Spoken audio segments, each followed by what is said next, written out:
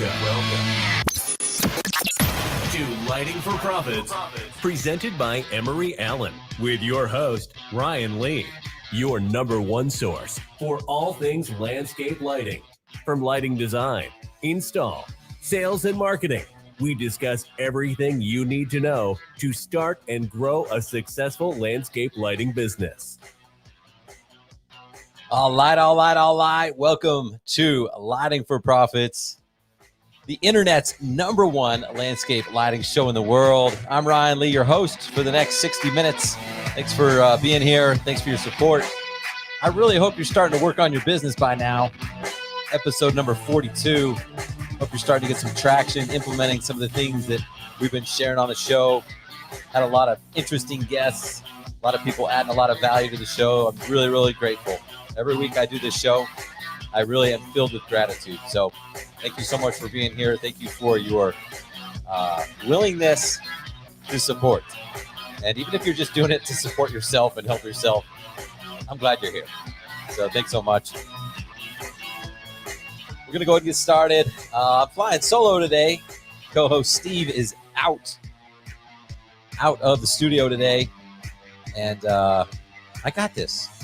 So we are going to have the CEO of Emery Allen. Emery Allen, as you know by now, is the sponsor for Lighting for Profits. Go to emeryallen.com to check them out. And I'm excited to have him on. We've had him on the show once before, but it's been about 6 months. And want to get to know him a little bit better and allow everyone that opportunity to find out what drives him and what motivates Emery Allen to be a better company each and every day. So thanks for the positive feedback. You can do it.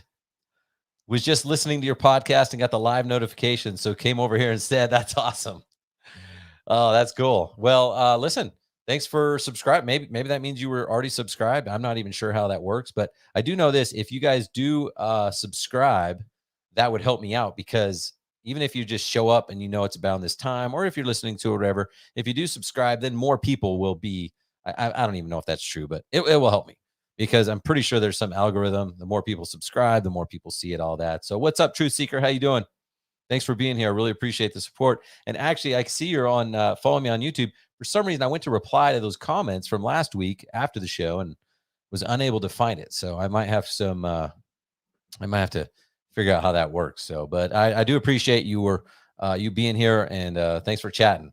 It's always a better show when you have some interaction, So, and as a reminder, kind of the purpose of Lighting for Profits, my mission statement is here to educate and motivate to help you dominate. So if you're not dominating, then either I'm doing something wrong or you're doing something wrong. I'm willing to take some accountability for that. So let's work together to work on your business so that you can get to the level of domination that you should probably already be at. So a couple of announcements before we get started. I do have my very first in-person training event scheduled. It's next week. It's next week. Friday and Saturday, January 28th and 29th. It is sold out. It's sold out quick, which was, good and bad. Good for me, bad for you. But if you do want to get on the wait list for future events, just go to landscapelightinglive.com. And it's not totally intuitive, but just scroll all the way to the bottom where you normally pay for the event. And then there's just a link that says, hey, get on the waiting list. That way, if you get on that waiting list, that way, anytime I do have a new event, I'll send you an email. And I do have another event. I've only got one other event right now planned. And I'll give you details on that in a minute. But first, the Landscape Lighting Live, it's literally next Friday. I'm excited. I'm flying down there a day early to get set up and everything. But I'm also going to, so even if you didn't get a ticket to Landscape Lighting Live, if you want to come hang out, come down to West Palm Beach, Florida. Greg Matthews with Luxury Illumination is having his office bash party. I mean, we got food trucks, we got a band. Like, it's going to be insane. He's doing his open house. There's going to be a lot of people there. It's a great opportunity. So my training ends Saturday at 4:00, and then we're going over to his place from 4 to 6. There's a vendor fair. So we're going to have some manufacturers and distributors. It's going to be a great opportunity to come hang out and enjoy the lighting community, get to know some new products. Maybe you're not familiar with, get to know the people behind the scenes that are manufacturing and distributing those products. And so come hang out. We'll be there. That's from 4 to 6. And then at 6 o'clock, we got food. The band starts at 7, I think, like that. So if you want to come to that, it's an open invite, but you do have to get your name on the list. We're kind of screening it for douches. But go to luxuryillumination.net/RSVP. So luxuryillumination.net/RSVP to get your name on the guest list. Again, you do have to have your name on the list to get in, but it is an open invite. So if you think that you're around there or can make it, then that's on the 29th of January. And then my only other announcement really is the next event I'm doing. I had such good reception for Landscape Lighting Live. I was like, man, I guess I should do another one. And then I was starting to kind of plan it and stuff like that, and had some people reach out to me. Donovan Questenberry and Jason Guyman, basically they reached out. They do kind of similar thing that I do with landscape lighting with Christmas lights. So they're like, hey, maybe we should partner up and do the world's first. I think it's the world's first. I don't know if you have another one, then it'd be the second or third or 10th, but we also are doing this training. And yeah, thanks, Al. I had to disguise it there, but at least somebody's paying attention. So, we just want to control the crowd a little. We don't want any haters there. We don't want any disruption going on. But this new event, Lighting Accelerator, if you want to scale your Christmas light business or your landscape lighting business, this is the event for you. So instead of just focusing on landscape lighting, it's going to be lighting, Christmas lighting, and landscape lighting. So these guys are going to teach 2 days on Christmas lights. I'm teaching 2 days on landscape lights, but we're combining that middle day. So it's a 3-day event, March 11th, March 12th, March 13th in Raleigh, North Carolina. And that's going to be awesome. I'm really looking forward to that. So since I posted that one, I had a lot of people reaching out. So I thought I would just make the announcement here. They're like, man, is that going to be the only one you do? Is there going to be others? And it's like really hard to answer that question, because if I tell you now that's the only event I'm going to do, and then I do another one, they're going to be like, I thought you said that was the last one you're going to do this year. And then, we have to deal with that. But if I tell you that I am going to do another one and then I don't, then you're going to be like, well, I thought you were going to do another one. So as of right now, as of today, I promise you this, I don't have any plans to do another live training. So if you want to come, this is it. I promise I'm not going to tomorrow release this hidden training or whatever. So, yeah, thanks for the emails, Jeff. I'll shoot you an email, or you could go to lightingaccelerator.com and get the information there as well. But I could also get you on our wait list and stuff for other events. So thanks so much. But anyway, so I really don't have a plan to do another one. So if you want to get trained on Christmas lights and landscape lights, go to lightingaccelerator.com and just come. It's going to be awesome, 3 days in Raleigh, North Carolina. And again, I might do another training at some point, but I just don't have it planned. And honestly, I'm out of time. I'm out of breath. I'm kind of exhausted. I'm like, dude, I'm not doing another one this year. Next year, I'm going to do something, right? But this year, I guess I'm not organized enough. I would like to be able to set every year I come out with my agenda. It's like, these are the live trainings, stuff like that. But I'm still new. I don't have all this stuff planned. So I would suggest, if you are interested, take action and let's meet up in Raleigh. And then I guess the last announcement, I will be February 24th. I'll be in Cincinnati with Haven. Haven is doing their 2022 product launch event. So that one, I don't even know what to tell you, because I don't even know what to expect. I'm going to learn about the product myself. There's a website somewhere, I'm sure, that you can pay for it, but I don't even know. So if you need the details on that, shoot me an email at support@ryanleecoaching.com and I'll email you the link for it. I think I've got it in my email, but that one, I think they've only got 50 slots. So that's where I'll be. That's kind of my the month coming up. So I've got kind of a busy travel schedule over the next 5 to 6 weeks, and a little bit stressed out about it, but I'm excited about it. And then after that, I'm sure I'll be hanging out on the weekends again with the kids. So like I told you, we're going to have Tom Garber, the CEO of Emery Allen. We're going to talk shop a little bit. I tend to get carried away on the business side, which, that's normal for me. That's where I feel like my strength is. But I'm excited to have him on. We're going to talk products and stuff like that. Before we bring him on, I want to talk quickly about what I feel. I don't know. Sometimes I say these statements. I'm like, crap, this is live. I can't edit this out. That's the only downside to doing a live podcast. But let's just put it this way. I feel that this is what may be the biggest thing that differentiates those that succeed and those that don't. So that's why it's kind of a big statement. I don't want to say this is the number one thing that separates those that succeed from those that don't, because honestly, there's a lot. There's a lot of little things that make huge differences. But the one that's been on my mind is this. I have quite a few people in my coaching program that are crushing it. They join and it's just like, boom, they're making extra money. They're hiring their replacements. They're building a team. It's like, it's so rewarding for me to see that, because I'm like, gosh, like these guys are killing it, right? Then there's a big group of people that are doing well. They're not like just slaying it like this top group, but they're doing well. They're moving forward.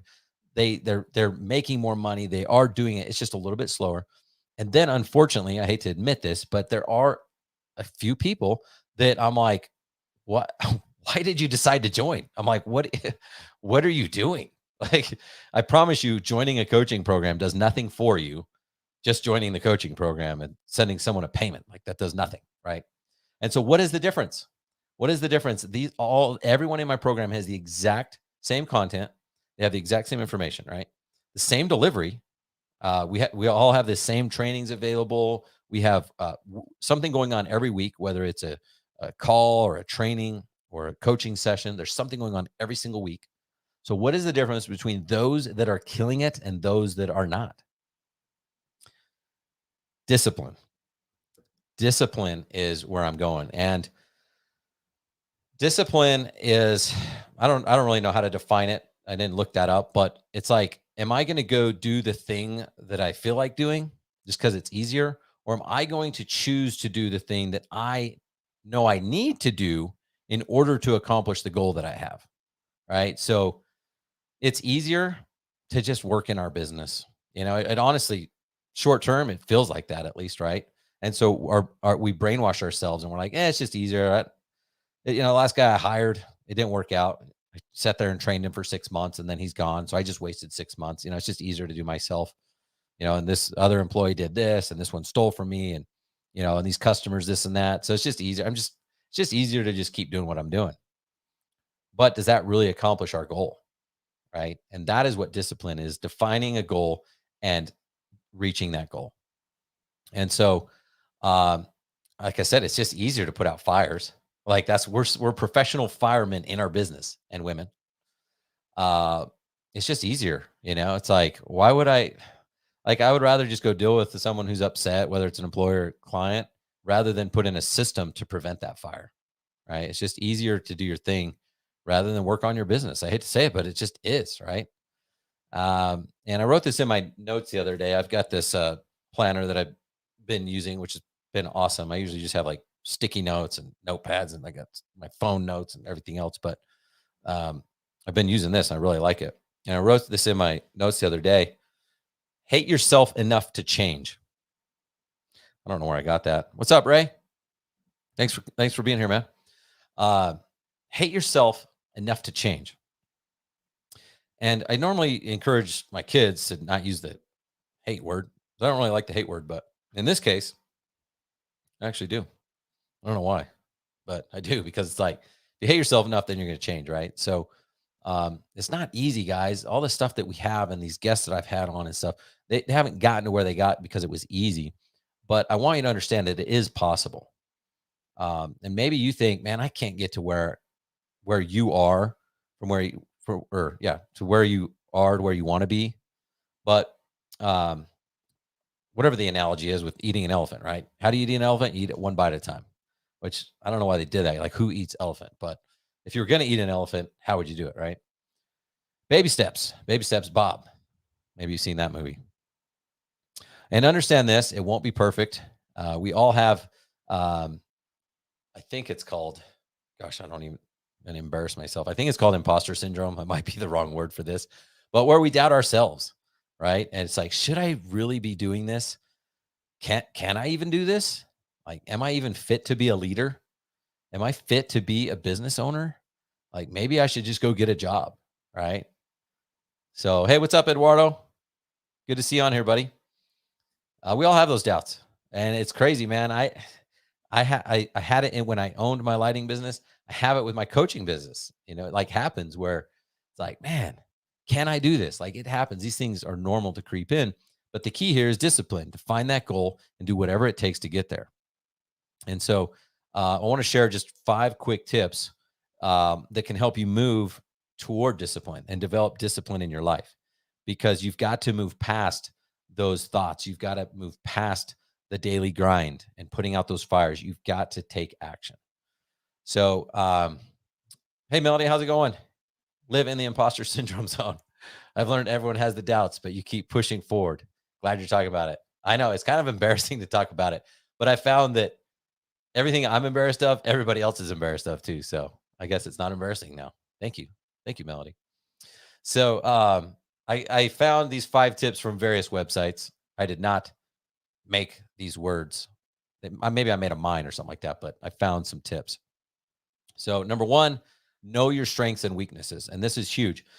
We usually know them, but we don't really identify them. And if we do identify them, we don't really know what to do about them.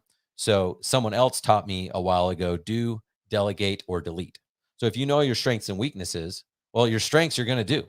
And your weaknesses, you're either going to delete and like not do that anymore and just get rid of it entirely from your business process, or you're going to delegate it.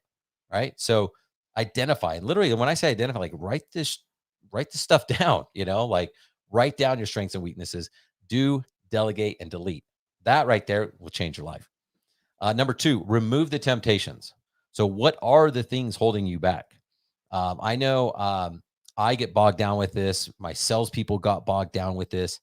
Again, it goes back to putting out the fire instead of building a system to prevent the fire in the first place. It's easy to do busy work. It's easier to go back and be like, I'm going to go to the office, work on some proposals. That's easy. That's just busy work. What you should be doing is working on your business and maybe go out and find those next relationships. Go out and find your next champion. Hire your replacement, right? And so what are those temptations that hold you back? Is it your phone? Maybe you're scrolling 4 hours a day. Maybe you need to go get a non-smartphone, a dumb phone. Do they have those? I don't know. Like I'm seriously trying to invent ways where I can get rid of my phone, even though I rely on it to grow my business. So I'm now like trying to outsource certain posts and stuff like that. I've got assistants that are helping me with that stuff so that I don't have to do those things because I know I get tempted to scroll. Number 3, create a clear goal with an actual execution plan, complete with step-by-step how you are going to accomplish it. I mean, how many people do that? I don't. You know what I mean? So like you've got to reverse engineer the plan. Like what is the goal and how are you going to get there? Step by step. Number 4, create new habits and rituals. And I just joined a business mastermind. Is it mastermind? Yeah. Last month. And I'm going to go quarterly now to this live like mastermind event. It's awesome. And we talked about this actually. We talked about like identifying new habits and rituals. And I was like, man, do I have any habits? Like, what are my rituals? Like, I couldn't even think of any. And then one of the guys shared his, and I was like, wait, I do have some. This is cool. So you can do this now, like scheduling time to work on your business. Every Wednesday at 3:00, 3 to 5, I'm doing nothing but working on my business. I don't care if someone calls and needs anything. I'm not answering my phone because it's turned off, right? But treat this as sacred time. Like nothing else is going to happen. No distractions. You're going to create a new habit. And it's called working on your business. And one that I do that I started maybe about 6 months ago is I'm seriously, I'm not kidding. I'm sick of my phone. And so I decided on Sundays, no, I'm not getting on Facebook, no social media. And it's crazy, man. Like when you're on your phone every day, it's hard to turn it off. So like, I'm like tempted to like click the Facebook button and just see, I'm like, what am I even checking? I have no purpose in doing this, but so no social media on Sundays. And my goal is to then go Saturdays and Sundays, and then hopefully Monday through Sunday. And I've got someone else doing my posts and stuff for me. So, all right, number 5, and then we got to take a quick break. Number 5 is find trusted coaches or mentors. Of course, I'm going to say that. But seriously, look at the successful athletes, the successful business leaders, the successful business professionals. They do not go at it on their own.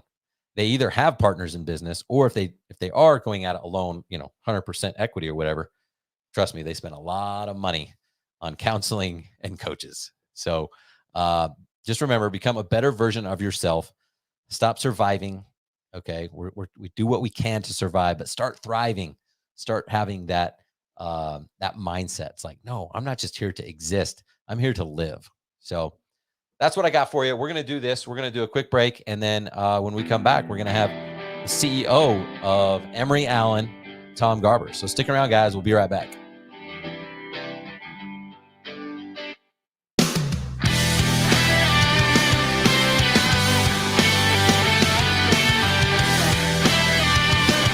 There's more to landscape lighting than just throwing a fixture under a tree. The best display is one that was not only designed well, but also stands the test of time. High-quality fixtures and bulbs are key to long-term success and customer happiness. At Emery Allen, our focus is on creating only the highest performance landscape bulbs in the industry, with long-lasting components that don't degrade or flicker with age. Each bulb's appearance is always consistent throughout your lighting project. We offer a wide range of base types, beam spreads, and color choices that will fit your needs. To learn more, give us a call at 843-480-4473 or email us at info@emeryallen.com. Hey everybody, this is Hecubus from the Nightcap. I'm just sitting here relaxing within the vault with my friends and a tasty pint. You should stop by and listen in sometime. I'm here every Monday through Friday, 8 to 10 p.m. Eastern, live only on Turf's Up Radio. Your industry, your station.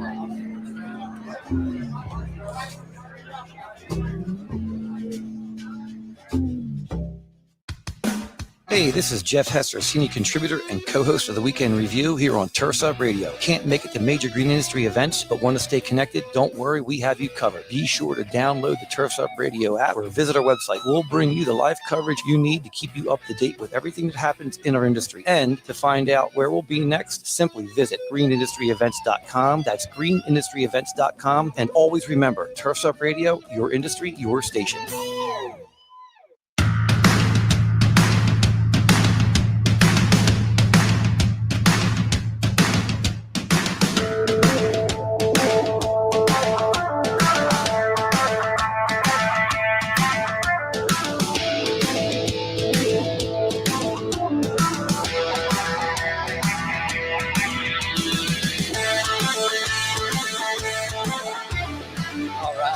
Welcome back to the #1 landscape lighting show in the world.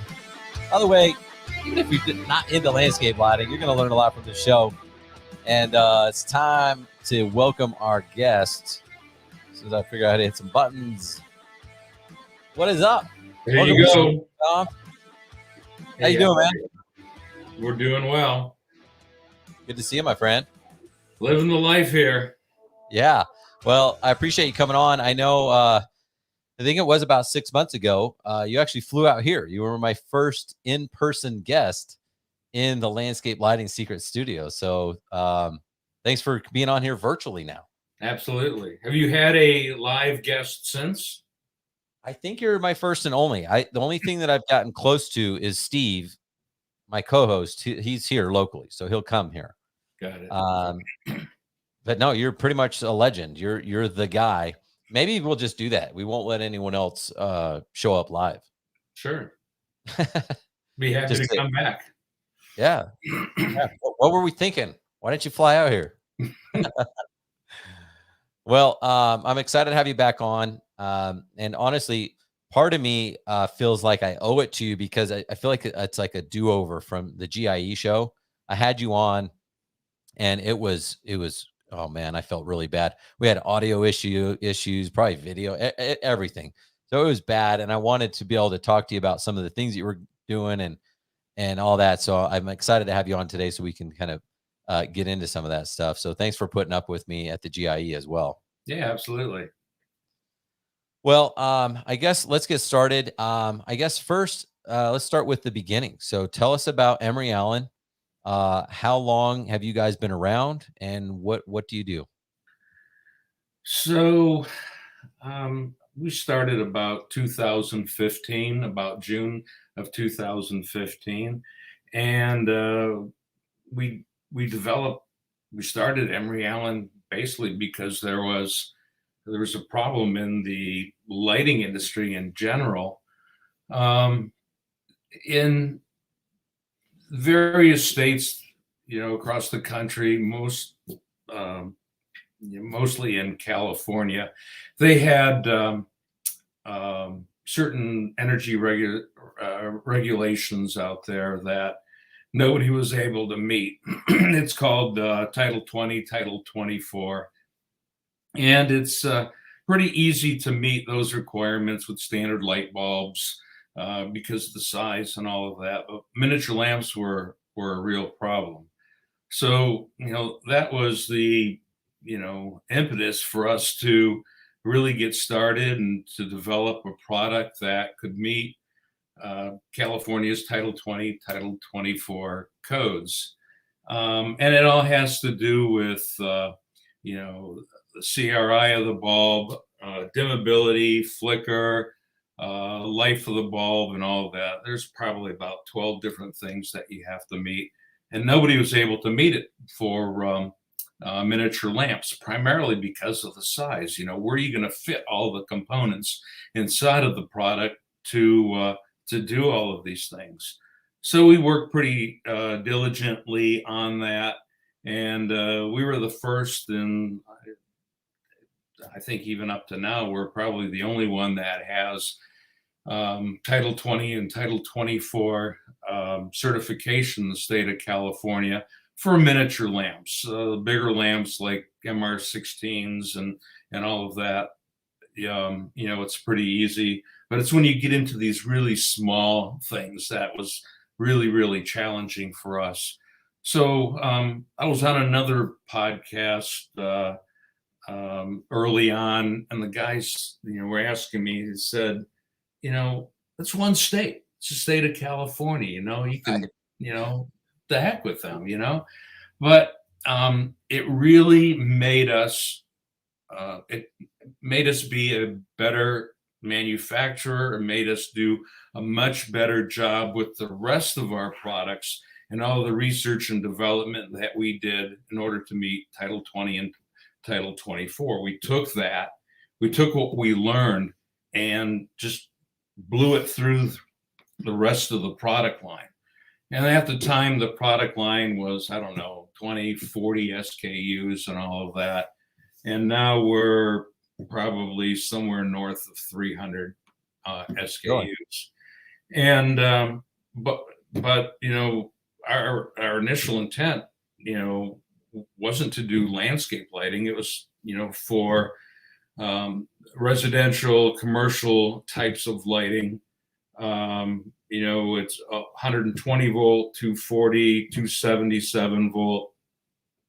And, we got in with a couple of OEM manufacturers right from the ground floor that, they really ate up, the opportunity to have a product that could meet California's title code. So they really helped us a lot get on the map. And then since then, we've probably got a dozen or so OEM manufacturers that we provide products to. Yeah, it's interesting that you got your start, not in landscape lighting. How come you guys decided to now kind of dive into the landscape lighting world as well? So I think it was a natural progression. We did all the 120 volt things and all of that. And then, there are products that people will find over their islands, in their kitchen, somewhat in their bathrooms. That's low voltage. It typically uses a GY 6.35 base, 12 volt. They needed MR16s and all of that. And, because of being, interior applications and all, they use both electronic transformers and magnetic transformers. So what we had to do is we had to develop our circuitry so it would work both with 12 volt magnetic and 12 volt electronic, which, was a small feat in itself, but it's really necessary to have the capabilities of doing both of those types of power requirements because people will have a remote transformer. Usually it's magnetic. That's stashed away someplace, or they'll have a small 12-volt transformer buried in the canopy or something like that.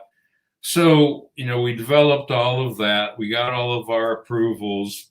And one of the things, too, you talk about approvals. We were one of the first miniature lamps that got full-blown approval from Lutron, a large dimmer manufacturer. And it's just not with one of their dimmers. It's pretty much everything that they have across the board.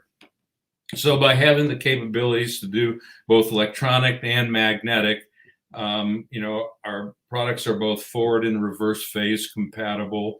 And then we went from there and we got, 2 or 3 other commercial type of dimmer manufacturers to certify or approve our bulbs with their dimming systems as well. Nice. So if somebody were to go on Lutron's website or give their technical people a call and say, hey, I need a G9, bulb that's going to work with your,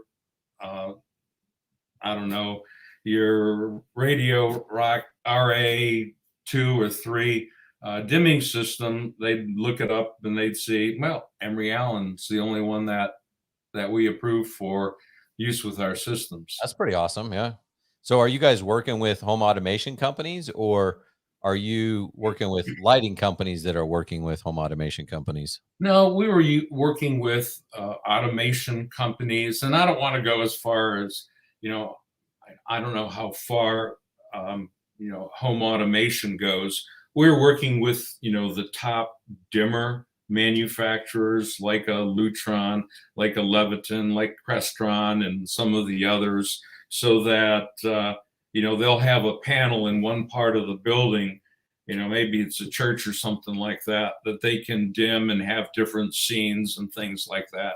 So you just have to have your product compatible to work with all of their different types of dimmers and dimming modules.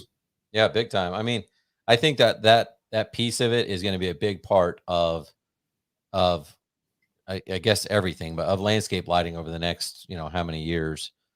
People like that. I mean, more and more people are spending more and more money on their home automation, and the fact that you can tie it into the landscape lighting, or tie the landscape lighting into that, so that they have one app just to do everything, I think is going to be huge.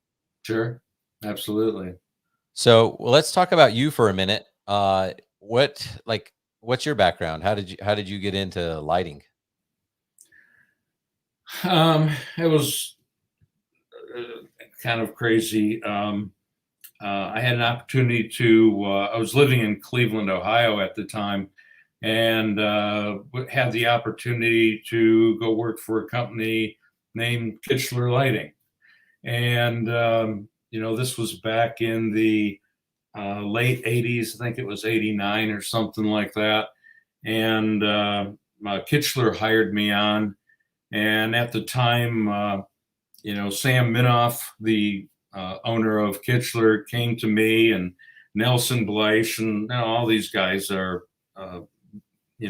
pretty big names now in, the decorative residential lighting. They came to me and says, we want to get into landscape lighting. What's it going to take? And so we sat down and put together a program with different types of CAD programs and all of that. And at that point, somewhat after, Jack Miller, who's a big name in the landscape lighting, has been in a while, has since retired, was their general manager for landscape lighting, and I worked with him pretty extensively. And we basically had to develop all the landscape lighting fixtures from scratch. It's not like you go and buy this part from this guy or this part from that guy. We had to put it all together. Everything from 12 volt to a full line of 120 volt fixtures as well. So I worked for Kichler for about 8 years or so, and then got tired of living in Cleveland and the cold snow. Imagine that. Lake Erie, and I think the year that we decided to move, we had 72 inches of snow in 48 hours, and my wife says, enough, time to move someplace else. And at that point, another lighting company had just relocated from Long Island, New York, to Charleston, South Carolina.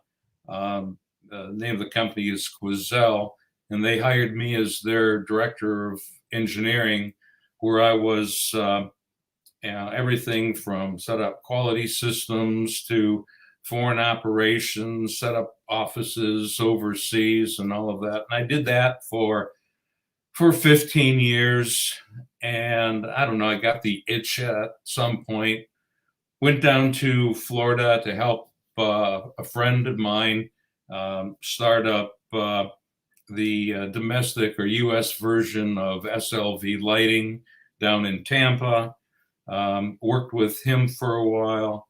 But I would say that one of the best accomplishments that we had moving to Tampa was, my wife and I was really privileged to be able to help a pastor start a church down in Tampa, which is really thriving right now and all of that. So that was really, really cool. And then had the opportunity to start Emery Allen, and we could have done it anywhere in the United States that we wanted to. And, Charleston's always kind of been like home to us. We have somewhat 4 seasons, but the weather's great here. What's not to like? The history. We're 5 hours from any major city, and it's a pretty cool place to live.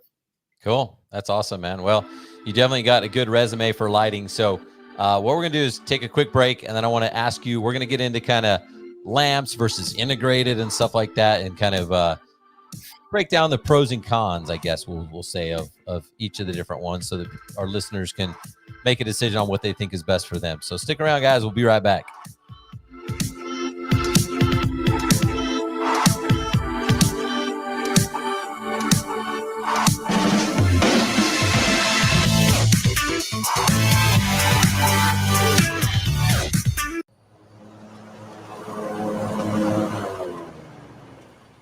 Isn't it nice when the weather cooperates and crews complete jobs on time and on budget? But weather can cause delays, and with paper route sheets, jobs get lost in the shuffle. That's why you need Aspire Crew Control scheduling software, an easy-to-use, flexible, and affordable solution that allows you to shift schedules with a single click. Try Aspire Crew Control for free at aspirecrewcontrol.com. Are you a military family with a spouse on deployment away from home? Did you know that nonprofit Project Evergreen has thousands of volunteers across the country ready to help military families with lawn, landscape, and snow removal services? We call it Green Care and Snow Care for troops. If you are a military family and would like to receive this free service, or if you'd like to volunteer to help, visit projectevergreen.org. Project Evergreen, creating a greener, healthier, cooler Earth. 1 yard at a time. Are you tired of working dawn to dusk 7 days a week and still struggling? Working hard isn't your issue. What you need to focus on is the business side of your business. That's where Profits Unlimited comes in. With our 42 years of experience in the industry, we have faced the challenges you are going through. We can help you with bidding, contracts, marketing, selling, and much more. Check us out at profitsrus.com. That's profitsareus.com when you are ready to earn what you deserve. And don't forget, tune into Profit Time at 10 to 11 a.m. Eastern Standard Time, Monday, Wednesday, and Friday. Remember, profit is not a dirty word.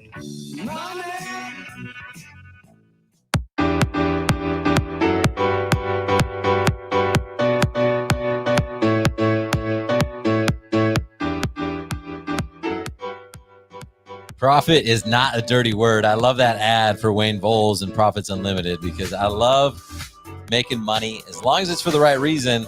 Nothing wrong with it. Welcome back to Lighting for Profits, presented by Emery Allen. We got Emery Allen, CEO of Emery Allen, Tom Garber, on the show. Speaking of, I guess, why did you decide to partner with Lighting for Profits? I mean, it was a no-brainer. Keep it going. But seriously, why? Really? I saw what you were doing, and I knew the direction that we wanted to go. And honestly, I think you're shaking up the industry. You're making you're making people aware. Landscape lighting is in its infancy right now. You drive through any neighborhood and there's probably one out of, I don't know, 50 houses that are lit up. So it's like, you got to partner with the people that are doing it the best, and Lighting for Profits was a no-brainer. That's awesome, man. It feels good to hear you say that. And yeah, I think, I don't know. I'm not really doing it to shake up the industry. I'm just trying to really help motivate and educate, as I came up with my thing, to help people dominate, because I felt like that was something that I didn't have. Right. And I've heard that about coaches a lot. They say, yeah, coaches are just trying to fix their past. And it's true. I'm like, gosh, I'm just trying to help people avoid the same mistakes I did. And if I had someone pushing me, I wonder like how much further I could have been. So that's really all I'm trying to do. And I really do appreciate our partnership. It's really cool because, I've got the event coming up here next week, and, you're going to be down there, and you're even helping me out with that event.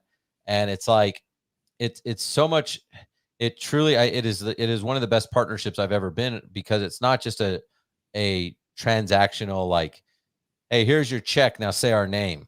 Like, it has nothing to do with that. It really is a partnership. And I mean, just to kind of give you just so people know, like, Tom is like bringing stuff to this event that is not his. I mean, it's my event. He's like getting me wire and fixtures and connectors. And I mean, he's willing to go to Costco for me and like just all this crazy stuff. I'm like, man, like, that is the definition of a partnership. That is the definition of a relationship, when you're willing to go out and serve. And so I've learned a lot from you over these past 6-8 months, I guess, that we've known each other, whatever it is. But yeah, I just want to thank you sincerely for your partnership. Absolutely. I went and I got my Costco membership card today.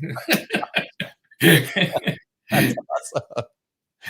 All right. I'll text you the list. Maybe I'll just meet you there. No, but really it's been awesome. It's very, very valuable. So, hopefully my goal is to just help you get your name out there. My story with Emery Allen is, before I started this podcast, I had no idea who Emery Allen was. The only reason I found out who you were was because I tried to start a podcast that has your same name of a podcast, Light It Up. And then I called you and I was like, gosh, sorry, that I did this, whatever. And that's how we met. So, now I feel like, gosh, like these are really good company. And I want to help get your name out there. So, it's hard for me to speak from a firsthand basis of like, oh man, you got to use their lamps. I've never had any failures or anything like that. But that's up to you guys. I just get you get the people in front of you and then let you prove yourself, which, like I told you, I'd never heard of Emery Allen, but now as I travel around, I'm meeting more and more people in the lighting community, and I always ask them, oh, what product are you using? I'm starting to hear Emery Allen. So I'm like, hey, that's cool. So you guys are doing something right. Yeah. I think what we have set out to do when we came out with our product is, listen, this isn't a race to a bottom. There's too much cheap stuff out there that you can buy on Amazon or wherever. We're a performance-based lighting, manufacturer. We started out, everything is 90 CRI. We have the highest lumens per watt of any other lamp that's, in the industry. We're pushing this whole FCC certification so that, somebody tries to go use their garage door opener and their garage door doesn't go up because of the electromagnetic interference that's going on. So we truly wanted to produce the best possible product that's available in the marketplace. Does your product do that? I think I was involved on a post somewhere with that, because I had run into that where it's like I couldn't get the customer's garage door to open or their front gate a few times, and yeah, certain lamps it was an issue, certain ones it wasn't. But does your product avoid that EMI somehow? Or absolutely, there's filtering and things going on in there so that it doesn't affect remote controls on your TV. It doesn't affect, garage door openers or gates or anything like that. And so it's typically not a problem with the lower wattage lamps, like maybe a 1 watt or a 2 watt. But when you get up into the 5-7 watt range and you've got a couple of them, shooting up a tree or whatever, it's a real problem. It's a real problem. So, one of the things, that I didn't mention is we sell a lot of product overseas into Europe, Australia, and all of that. And EMI is a huge issue over there, that you have to prove that, your product passes, their requirements. So once again, we've just taken what we've learned there and rolled that into, our products here. Yeah, I remember the first time I learned what EMI was the customer called and said, our front gate's not opening. I'm like, all right, call your gate guy. And they're like, well, no, that's the thing. Like, it works during the day. It just doesn't work when the lights are on. I'm like, you're crazy. You're crazy. Yeah. And I like, let me come over there. Sure enough. Yeah. We turn the lights off, the gate opens, turn the lights on, the gate doesn't. And then, that's when I had to learn the hard way about what electromagnetic interference was. So it's a real thing. I think it's cool that that you take that stuff into consideration for sure. That's pretty serious stuff. Are there certain fixtures that you are comfortable putting your lamps in and certain ones you don't want them put into? No. From talking to you in the past, that's what I gathered. You're like, nope, I'll warranty that thing no matter what. The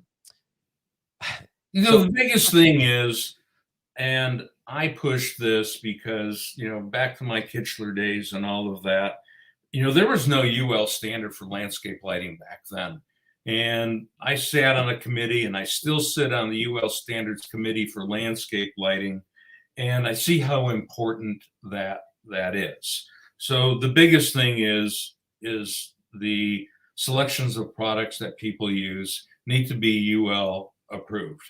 That way it's electrical construction for the most part. That's probably 90% of it. And then the other is water infusion, the severity of some of the tests that they run so that water doesn't enter the fixture. So just make sure the products that people use are all UL approved. Okay. So, and I guess this kind of segues us into, I want to kind of do this little segment on like integrated versus lamped fixtures. But what we're going to do is I'm going to take one quick break, and then we'll finish up the show with that. We'll finish up kind of talking about the pros and cons, because, we talk about heat dissipation and some other stuff that I would think you'd be more concerned about, like just putting it in any fixture. But that's why I want to ask you about that. So let's do this. Let's do the quick break, and then we'll come back and talk about the difference between integrated and lamped. And now there's even modular. So we'll talk about that as well. Just be right back. Sound good? Sounds great.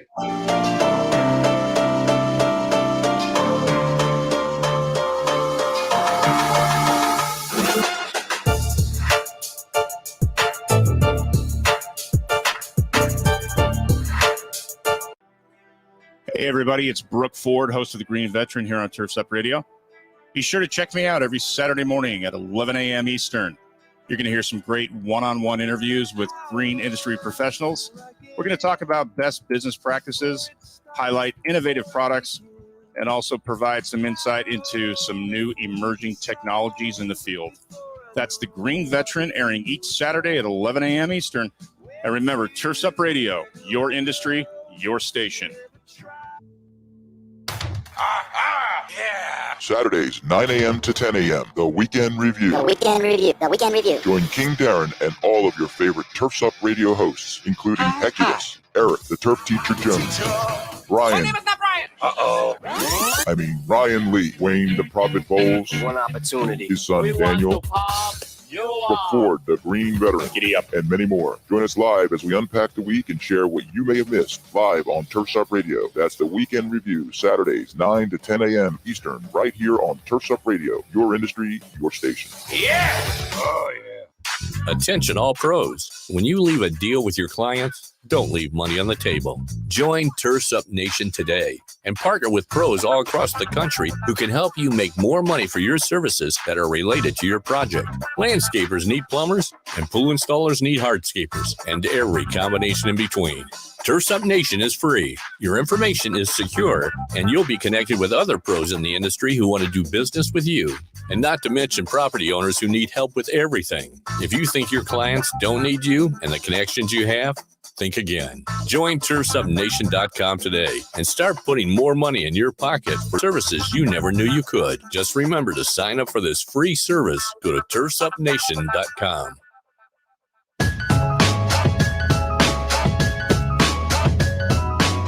All right, welcome back to Lighting for Profits, presented by Emery Allen. Live on Turf's Up Radio, your industry, your station, on Facebook, on YouTube, on the podcasting networks, wherever they may be. I'm going to go ahead and finish the show today talking about integrated fixtures versus lamped fixtures. What's up, Friendly Guy 1987? And then someone told us we better bring our A game to Florida, and we are bringing it. I'm so excited for this event. It's going to be a good time. And not just good time like, oh, it's fun, but we're going to get some shiz done. All right. So, all right, let's do this. I've got a little short list, definitely probably not all inclusive or whatever, but a short list of some pros and cons of lamped fixtures, integrated, stuff like that. So I want to get your opinion on it. So let's start with lamped, which you're comfortable calling them bulbs. I know some people are like, no, you're in the lighting business, you got to call them lamps. Other people are like, no, they're light bulbs, you know? So I don't really care. Did Thomas Edison invent? The light lamp. The light bulb. All right. So here's what I put for, and this is not just on a lamp, but I would say a lamp fixture, right? So and these are kind of generalities. It's not true for every scenario, but for the pros, I would say for lamped fixtures, they're usually less expensive.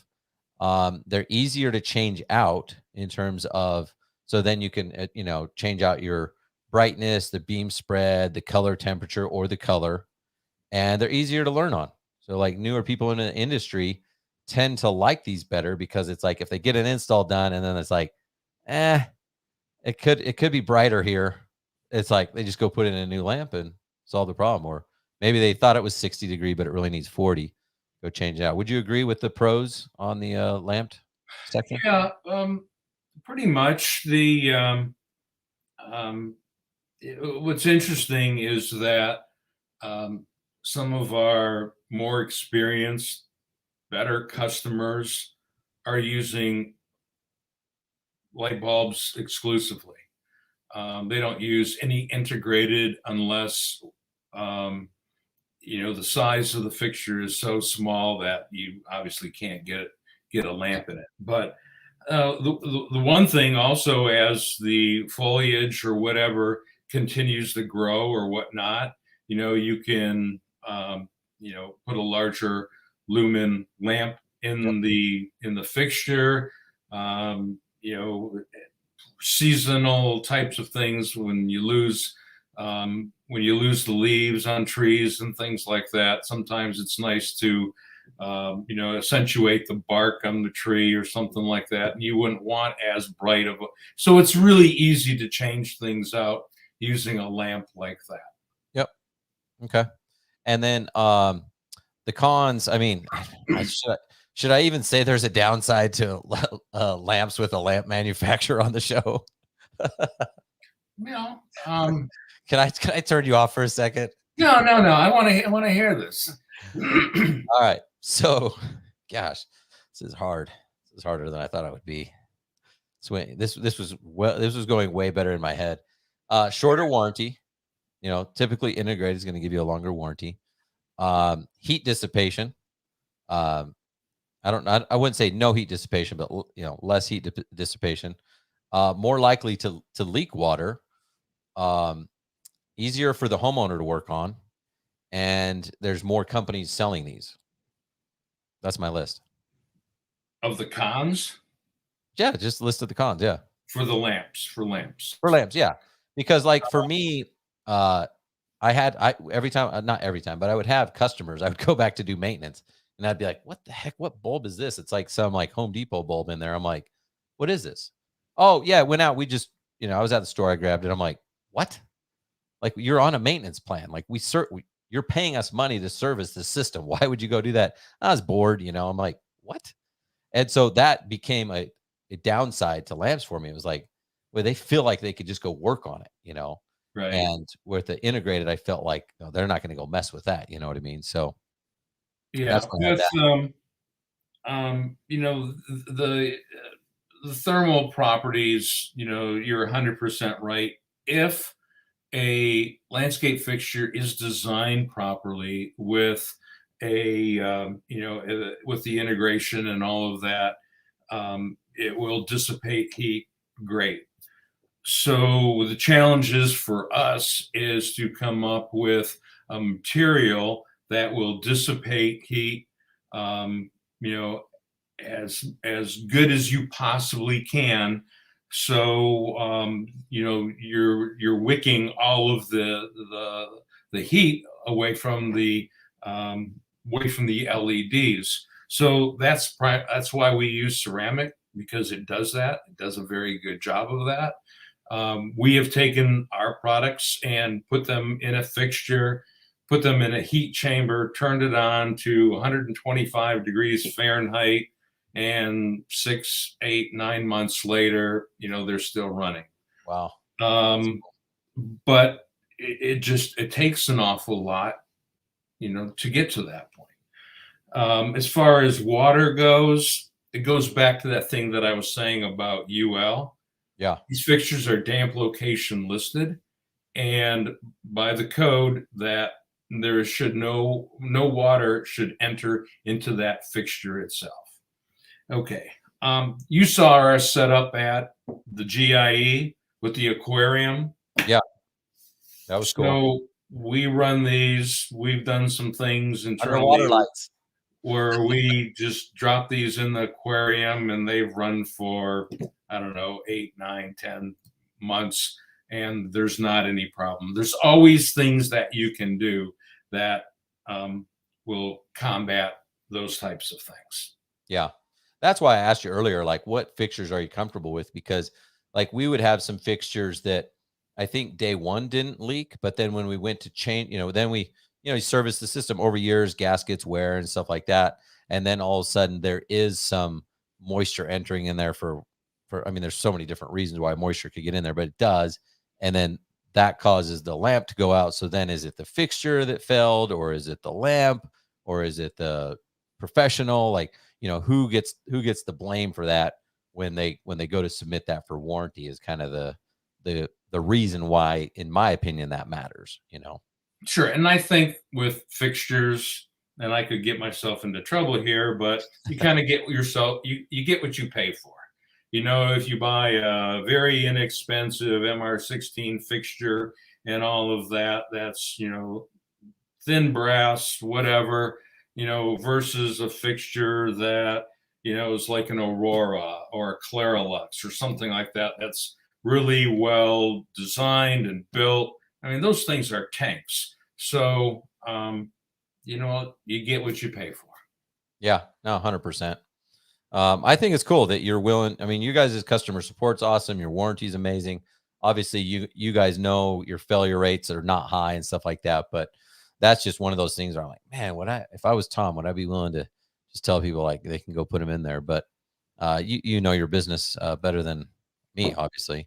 So the one thing that I will mention that you touched on is warranties are longer on integrated fixtures.